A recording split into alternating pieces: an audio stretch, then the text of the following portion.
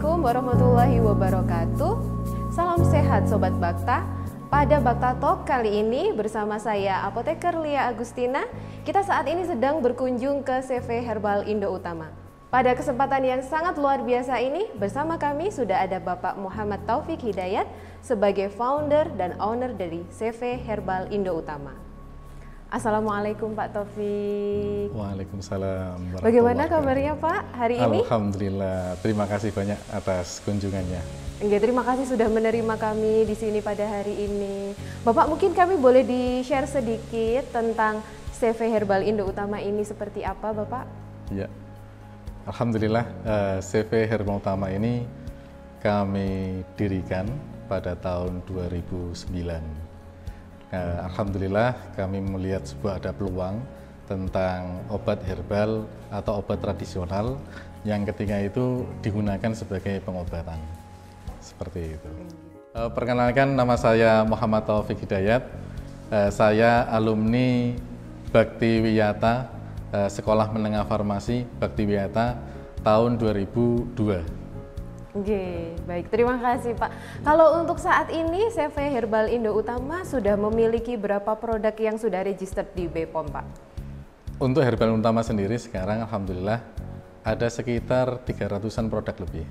Wow. Jadi kami memproduksi dengan izin POM TR dan juga dengan izin POM MD. Dan Alhamdulillah sekarang kita sudah mulai bergerak di kosmetik dengan nama CV Herbia Nusantara. Gitu. Jadi sudah tidak terbatas pada obat herbal saja ya Pak, tapi sudah mulai merambah ke kosmetik ya? Iya. Oke. Kalau boleh di spill sedikit kepada kami, ini omsetnya kira-kira per bulan sudah berapa Pak? Masya Allah, ini biar menambah semangat bagi generasi muda mau mengembangkan bisnis yang serupa mungkin. Kapasitas produksi saja. Boleh silakan. Kalau kapasitas produksi kami Alhamdulillah untuk per bulan itu sekitar antara 100.000 sampai 130.000 per bulannya. Per bulannya. Iya. Gitu. Untuk area pemasarannya bagaimana Pak? Untuk area pemasaran Alhamdulillah kita bisa mencakup nasional dan mudah-mudahan kedepannya kita bisa ekspor ke Malaysia. Karena kami juga sedang memperpanjang CPOTB. Cara pembuatan obat tradisional yang baik, dan mudah-mudahan ketika itu bisa kita lalui, kemudian ada produk yang kami ekspor ke Malaysia. Gitu. Ya mudah-mudahan ya Pak ya bisa segera menjadi salah satu pioner produk lokal yang bisa mendunia, gitu Pak ya. Kalau misalkan permintaan pasar sendiri dari tahun ke tahun itu seperti apa Pak untuk produk herbal ini? Untuk prospek dari produk herbal ini sangat menarik dan sangat bagus. Baik. Karena memang saat ini masyarakat sudah aware terhadap produk-produk alami. Jadi produk yang di situ bahan dasarnya memang dari bahan-bahan alami. Kebetulan kami bahan bakunya itu sebagian atau sekitar 30-40% itu dari bahan baku menanam sendiri. Jadi kami ada kebun herbal yang di situ tuh menanam sambiloto, kemudian kumis kucing, daun dewa, kemudian ginseng Jawa, dan itu kita olah, kemudian kita keringkan sampai kita ekstraksi, kemudian kita bikin sesuai dengan sediaannya. Jadi ada yang sediaan kapsul, kemudian ada yang sediaan cairan obat dalam. Itu. Berarti memang benar-benar CV Herbal Indo Utama ini mengembangkan dari hulu ke hilir semuanya bisa dikerjakan di pabriknya sendiri ya Pak ya? Iya. Oke. Nah pada saat dulu di awal pengembangan dari CV Hiu ini, apa motivasi terbesar dari Pak Taufik untuk kemudian saya akan memfokuskan diri dan konsentrasi untuk mengembangkan industri herbal ini? Ini yang agak sulit ini. Mungkin bisa dibuat sederhana juga tidak apa-apa. Dibuat sederhana gitu ya. Karena memang ketika itu saya sendiri kan itu di awal-awal menggeluti itu bukan di obat tradisionalnya, yaitu saya sebagaimana teman-teman juga di Sekolah Menengah Farmasi itu berprofesi sebagai asisten apoteker, kemudian bekerja ke apotek, kemudian pindah ke apotek yang lainnya, sampai pada suatu saat saya tinggal itu dulu saya di Pari Kediri, kemudian tinggal di Magelang ini karena memang keluarga ada di Magelang ini. Berarti aslinya di sini? Iya, keluarga. Keluarga di sini, tapi sempat bekerja di Pari. Di Pari. Kalau saya aslinya dari Pasuruan. Aslinya Pasuruan. Dari Bangil Pasuruan. Nah, kemudian setelah saya di sini, kemudian saya melihat ada beberapa terapis. Ada terapis refleksi, terapis bekam, dan terapis-terapis lainnya yang di situ itu mereka membutuhkan obat pendamping. Sebagaimana mereka melakukan terapi kepada masyarakat, kemudian mereka pun juga membutuhkan apa yang digunakan sebagai obat penunjang dari terapinya tersebut. Betul. Kan tidak mungkin kalau dari obat kimia. Nah, komplementarinya ya. Nah, akhirnya mereka komplementer dengan produk herbal ini. Jadi ketika mereka buka praktek kayak bekam, kemudian refleksi, kemudian yang menjadi komplementernya ini adalah produk herbal. Nah, di situ itulah saya menemukan sebuah peluang. Awal produk yang saya produksi itu produk berbasis untuk kesehatan batu ginjal. Jadi ada seseorang yang mengalami sakit batu ginjal dan ketika itu sudah mengalami kolik ya, sakit yang sangat keras ya. Baik. Kemudian orangnya ketika disuruh operasi atau tindakan medis tidak mau, tidak berani ya, Pak, ya. Kemudian orangnya pulang. Nah, di saat itulah akhirnya paman saya itu menghubungi saya. Baik. Paman saya menghubungi saya, akhirnya saya cari produk apa yang bisa menghancurkan batu ginjal. Sehingga ketika itu saya mencari tanaman tempuyung, ini awalnya gitu loh. Saya mencari tanaman tempuyung, kemudian dari tanaman tempuyung tersebut kami olah dan alhamdulillah ada dasar-dasar pembuatan sediaan produk. Akhirnya kita bikin kapsul.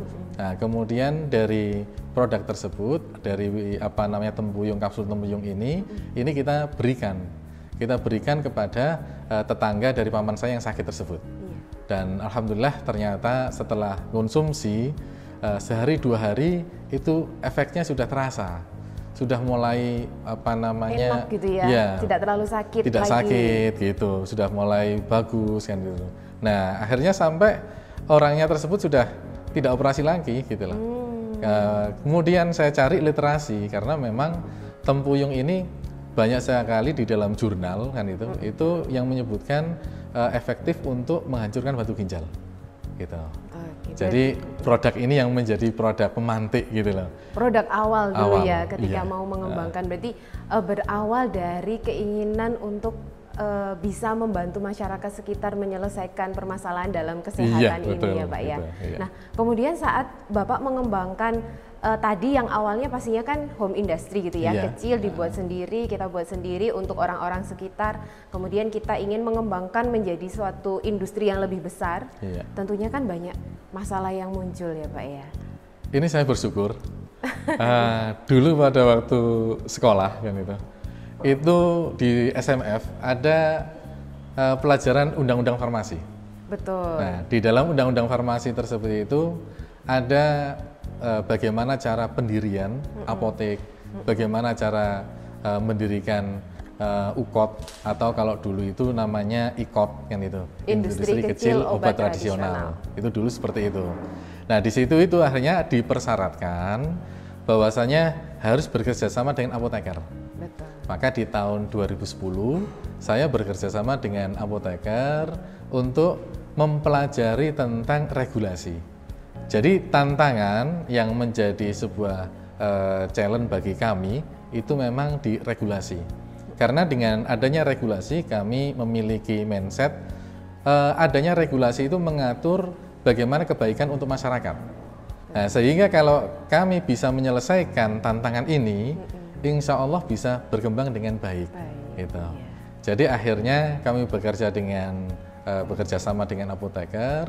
Kemudian alhamdulillah ada lahan yang di pabrik pertama itu sekitar 600 meter persegi.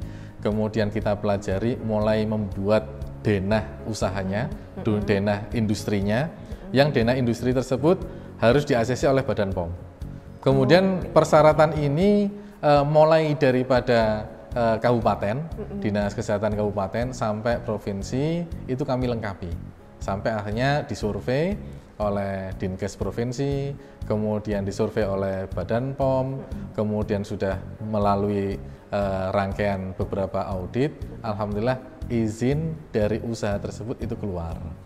Itu. Nah, ketika izin ini sudah keluar, berarti kami ketika punya produk ini nanti bisa kita daftarkan, bisa kita registrasikan. Betul. Nah, di saat inilah memang menjadi sebuah tantangan bagi kita, bagaimana kita harus selalu update terhadap peraturan, dan di situ ketika kita bisa meregistrasikan, berarti nanti produk tersebut bisa disebarluaskan secara nasional, seperti itu. Berarti memang dari awal sepertinya ketika mulai membangun usaha ini tantangan terbesarnya ada di regulasi. Tapi berarti ketika Pak Taufik menyimpulkan saya harus mengikuti regulasi, berarti kan di dalam keyakinannya bahwa industri ini pasti berkembang jadi besar. Insya Allah. Gitu ya Pak ya. Gitu. Jadi motivasinya apa Pak waktu itu Pak? Sampai punya pemikiran, kan biasanya ada yang berpikir, ayo sudahlah saya mengembangkan home industry saja sesuai dengan persyaratan minimum. Tapi kalau kami lihat dari yang Bapak jabarkan tadi kan sudah langsung ingin mengembangkan pada skala nasional. Kami melihat kebermanfaatan dari produk tersebut. Baik. Jadi memang basis dari herbal atau jamu itu kan empiris. Iya. Ketika kami mendistribusikan sebuah produk tersebut, kemudian dibantu oleh para pedagang herbal, kemudian dibantu oleh para terapis, ketika mereka memberikan rekomendasi produk tersebut kepada konsumen, kemudian konsumen ini senang dengan produknya karena produknya tersebut bermanfaat, maka ada yang namanya repeat order. Nah, ketika ada pembelian yang berulang seperti itu, nah di sini saya punya keyakinan bahwasanya produk ini diterima. Ketika produk ini diterima dan juga produk ini bermanfaat, nah kenapa tidak kita kembangkan saja kan itu. Nah di situ itulah akhirnya saya punya keyakinan untuk mengembangkan produk-produk ini gitu loh. Kenapa? Karena kalau memang produk tersebut itu bermanfaat, secara empiris itu bagus, secara konsumen itu terpuaskan dengan produk tersebut, secara konsumen produk tersebut itu diterima, maka di sini inilah akhirnya produk itu kami kembangkan dengan regulasi yang ada di negara kita. Di Indonesia, gitu. Begitu ya Pak ya. Terus kemudian kalau tadi secara regulasi sudah memenuhi dari peraturan pemerintah, sepertinya hal yang kedua sulit untuk kita bisa mengembangkan industri adalah penetrasi pasarnya ya Pak ya. Itu betul sekali itu. Nah, jadi strategi marketnya boleh di-spill sedikit Pak? Terus terang, karena kami bukan pemilik modal besar kan itu. Jadi kami juga harus mengetahui seberapa kuat kami di dalam berproduksi dan juga memasarkan produk tersebut. Berbeda halnya memang dengan produsen-produsen yang memiliki modal besar, sehingga mereka bisa melakukan strategi konsinyasi, titip jual ke apotek-apotek. Sehingga mereka punya banyak sales, canvassing, kemudian dititipkan di apotek-apotek, kemudian nanti 1 bulan dicek atau 2 pekan, 3 pekan itu dicek mana yang laku, mana yang tidak, dan seterusnya. Nah kami modalnya itu terbatas. Ya kan harus gitu. puter gitu Pak ya. Nah sehingga kami harus membuat sebuah sistem semacam kayak keagenan. Jadi ada channel distribusi ya, ada stokis, kemudian distributor, kemudian agen, kemudian reseller, kemudian kami kemas dengan strategi pricingnya. Jadi ada setiap level itu ada potongan harga khusus. Nah di situ itulah akhirnya kami pun juga berkolaborasi dengan para UKM-UKM lainnya atau reseller ya, yang mereka itu menginginkan sebuah produk yang produknya itu bagus, kemudian juga menguntungkan. Nah, di sini inilah celah ini yang kami ambil. Celah ini yang kami ambil. Begitu juga pasar dari kalangan para terapis ini, gitu. Sehingga mereka kan punya produk eksklusif. Jadi ketika dia menemukan atau mereka menjumpai ada pasiennya sakit asam urat. Nah, kemudian mereka memberikan sebuah treatment terapi. Nah, setelah pasien ini pulang, nah biasanya sebelum pulang diberikan sebuah produk herbal. Produk herbal, betul. Nah, produk herbal inilah yang biasanya masuk dari produk-produk kami. Gitu. Kami bekerja sama sehingga dengan seperti itu kami berusaha untuk menyediakan produk yang berkualitas, produk yang terbaik, produk yang legal, sehingga ketika partner bisnis kita itu berjualan itu pun juga nyaman. Seperti itu. Berarti salah satu acuannya ketika mau mengembangkan produk baru, termasuk salah satunya juga mendengarkan dari agen-agen tadi ya, yang terapisnya apa yang kira-kira pasar butuhkan produknya saat ini. Jadi karena ketika di situ ada sebuah gejala atau keluhan ya, atau masukan-masukan, ini kami yang ada di produsen ini harus bisa mengamati dengan cermat. Jadi trennya itu apa, masyarakat sedang banyak yang sakit apa, membutuhkan apa, kan itu. Nah itu memang harus kita tangkap. Nah, sehingga dari keluhan-keluhan tersebut kita bisa mencarikan solusinya. Dan di sini inilah memang menjadi sebuah peluang. Jadi ada tantangan, kemudian alhamdulillah bisa berubah menjadi peluang. Iya, betul. Gitu. Dan tadi pada waktu Bapak memperkenalkan CV Hiu ini, saat ini pengembangan produknya tidak hanya bergerak pada obat tradisional, tapi mulai merambah ke kosmetik ya Pak ya? Iya. Nah ini apa yang menjadi hal pemantik CV Hiu ini dari obat herbal lalu mengembangkan juga unit usahanya ke kosmetik? Ya. Alhamdulillah karena di tempat kami ada tim-tim yang unggul, SDM yang unggul, yang bisa mendevelop dan juga meriset produk-produk baru. Karena memang pasar atau market ini dinamis sekali. Tantangan apa yang harus kita lihat, kemudian apa yang kita punyai sebagai sumber daya, sehingga kita bisa menghadirkan sebuah solusi terhadap tantangan tersebut. Nah, diantaranya alhamdulillah kami punya tim, yang tim tersebut itu meriset bergerak di bidang kosmetik. Sehingga kita menemukan sebuah tren, ternyata kosmetik ini mulai dan memang booming, memang bagus kan itu. Nah, kebetulan juga kita dalam masalah regulasi itu berdampingan. Jadi masalah seperti pembuatan dokumen, CPKB itu berdekatan dengan CPOTB dan juga berdekatan dengan pengolahan makanan, yakni CPPUB. Nah, itu kan berdekatan. Nah, sehingga ketika berdekatan seperti ini, dari knowledge yang kita miliki, kemudian dari SDM yang kita miliki, dari skill yang kita miliki, kemudian kita punya jaringan, kita punya networking, kita punya market, yang market tersebut itu juga menerima. Nah, kalau market tidak menerima, ya tentu kita tidak bisa, cancel, kita tidak bisa melanjutkan karena ada market yang menerima dan irisannya itu hampir mirip, sehingga kita lanjutkan. Gitu. Peluangnya menarik juga. Kosmetik ini menarik juga ya Pak. Dan kosmetiknya CV Hiu ini juga basisnya herbal semua. Kombinasi. Ya, jadi tergantung dari market yang kita bidik. Dan pada saat ini pula kami mengembangkan market maklun. Jadi kita menerima dari mitra-mitra yang mereka itu punya gambaran mau bikin produk tapi tidak bisa membuat pabrik. Nah, di sini kita juga bisa berkolaborasi.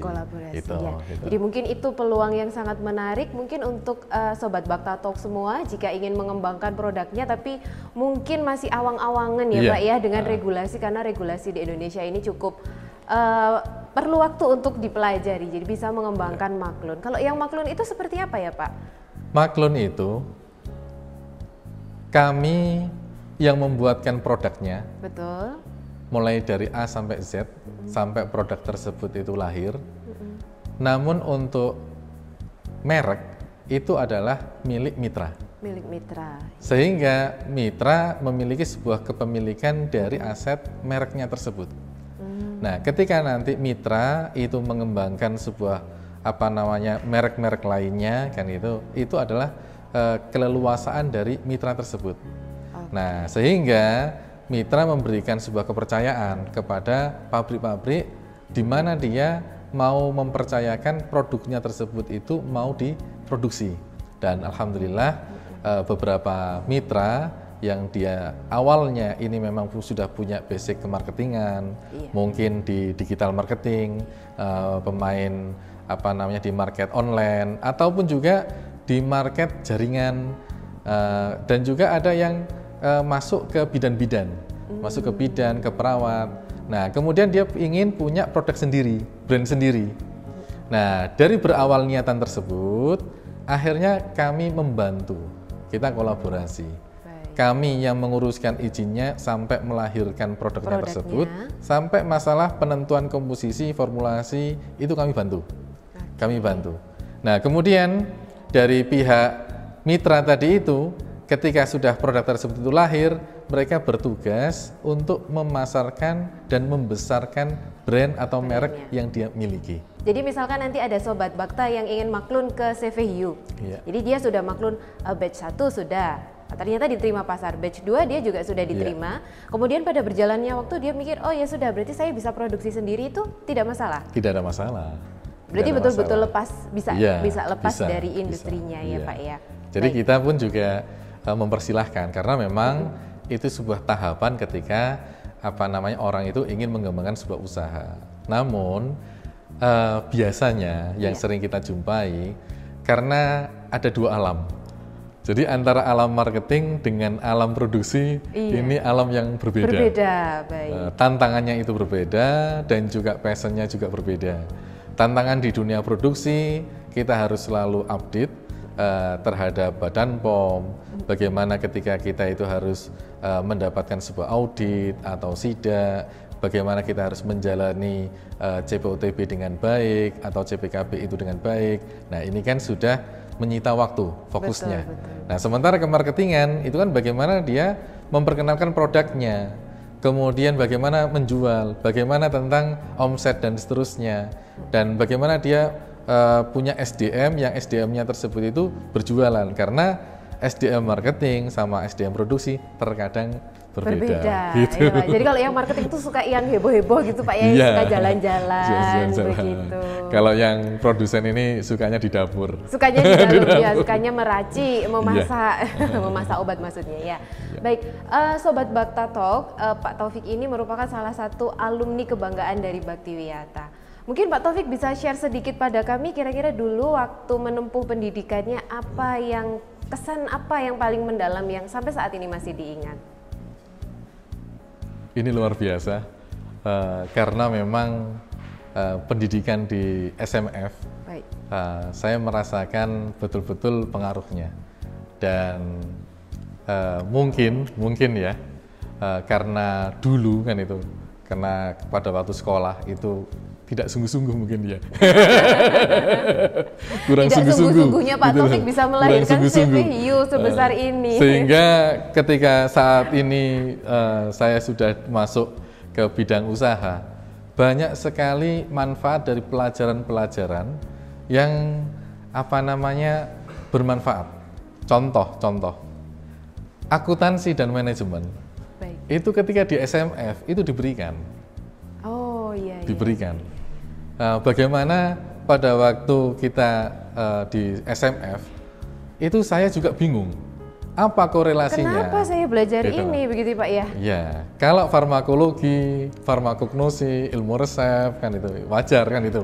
Memang itu di bidang farmasi. Bidang farmasi itu. Betul. Kenapa ilmu manajemen sama akuntansi ini diajarkan gitu? Juga harus saya kuasai gitu ya Pak ya. Gitu. Nah, ternyata luar biasa manfaatnya gitu. Ternyata memang ketika kita sudah berkembang, manajemen ini sangat penting sekali.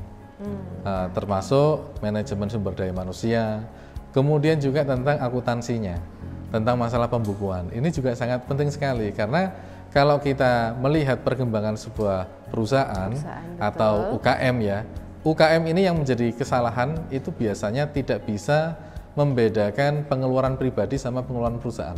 Oke, jadi tidak bisa memisahkan. Gitu ya, Pak, iya, tidak terpisahkan. Tidak terpisahkan. Nah, di situ itulah akhirnya saya menyadari, oh ini dulu saya belajar akuntansi sama manajemen pentingnya. Manfaatnya ya, di baru sini, terasa di ternyata. sini ini. Kan itu. Baik. Nah, dulu pada waktu itu diajarkan oleh Bu Suko. Gitu. Oh iya, Bu Suko. Iya, gitu. iya. Nah, kemudian farmakognosi sendiri itu saya berkenalan dengan kumis kucing, itu di lab farmakognosi, kemudian tempuyung, kemudian tanaman-tanaman lainnya, itu berkesan sekali. Sampai ketika itu ada studi tour ya ke BPTO Tawamangu, itu juga berkesan, memberikan sebuah kesan. Makanya ketika saya usaha di bidang obat tradisional ini, rata-rata dari pengusaha-pengusaha lain itu tidak memiliki background kefarmasian. Oke. Mayoritas. Jadi seperti pemilik modal gitu, Pak ya? Jadi mayoritas owner dari pengusaha industri obat tradisional atau UKOT ya, usaha kecil obat tradisional, itu rata-rata bukan dari background farmasi. Sehingga ketika saya sebagai owner berkomunikasi dengan tim, dengan latar belakang perguruan tinggi farmasi, fakultas farmasi dan sebagainya, ketika berdiskusi dan sebagainya, itu kita bisa terkoneksi gitu lah. Jadi bisa terhubung, kemudian kita bisa memecahkan problem di regulasi dan sebagainya. Jadi pelajaran-pelajaran yang ada di sekolah menengah farmasi, saya melihat banyak sekali manfaatnya. Contohnya lagi sekarang ini kami baru mengembangkan lab mikrobiologi. Ya, meskipun dulu kami di farmasi labnya masuk ke lab resep, farmakognosi sama kimia ya. Kimia kualitatif dan kuantitatif itu kami belum masuk ke lab mikro dan sebagainya karena itu memang analis. Tetapi dengan kita lalu lalang melewati labnya tersebut kan itu ada gambaran gitu loh. Sehingga ketika berdiskusi dari teman-teman mengajukan, Pak Taufik, ini kita membutuhkan ada lab kimia fisika, ada lab mikrobiologi, tergambar di situ itu. Sehingga ketika memberikan sebuah kebijakan itu tergambar karena ini akan menjadi sebuah kebutuhan di industri kami, seperti itu. Iya, baik. Jadi Sobat Bakta, kita tidak pernah tahu ya ke depannya kita mau jadi seperti apa ya Pak Taufik ya. Jadi apapun yang kita hadapi saat ini kita harus melakukan yang terbaik. Betul begitu ya. Baik Pak Taufik, mungkin ada motivasi yang bisa di-sharing kepada para adik-adik terutama pada Sobat Bakta untuk ke depannya supaya lebih semangat barangkali untuk mengembangkan industri obat tradisional? Kepada teman-teman Sobat Bakta, ketika kalian saat ini memiliki sebuah kesempatan untuk belajar, maka belajarlah sungguh-sungguh. Karena kesempatan itu terbatas. Dan ketika kalian itu lulus, kalian akan merasakan ternyata pelajaran-pelajaran di sekolah itu begitu penting. Kemudian terkait dengan bidang kefarmasian dan juga bidang kesehatan yang lainnya, masyarakat kita sangat membutuhkan, baik berprofesi di apotek, ataupun di rumah sakit, atau di tanaman obat atau industri herbal ini. Kenapa? Karena memang obat tradisional ini oleh negara ini dibantu. Karena saat ini memang ada sebuah pembatasan, yaitu obat tradisional yang ada di luar negeri, dan ini menjadi sebuah rasa syukur kita karena kebijakan ini memihak kepada pengusaha obat herbal, seperti itu. Baik, terima kasih. Terima kasih untuk waktunya Pak Taufik. Demikian Sobat Bakta untuk Bakta Talk hari ini. Jadi setiap kita pasti menjadi individu yang sukses selama kita selalu fokus, konsisten, dan persisten dalam meraih mimpi. Mudah-mudahan kita bisa bertemu dalam kesempatan selanjutnya pada Bakta Talk yang lebih menarik lagi. Semoga menjadi insan yang terbaik dan langkah sukses Anda berawal bersama kami, Institut Ilmu Kesehatan Bakti Wiyata. Wassalamualaikum warahmatullahi wabarakatuh. Terima kasih Pak Taufik untuk waktunya. Ya, Mudah-mudahan terima kasih. tidak kapok kalau kami main ke sini lagi ya Pak ya. Dengan senang hati.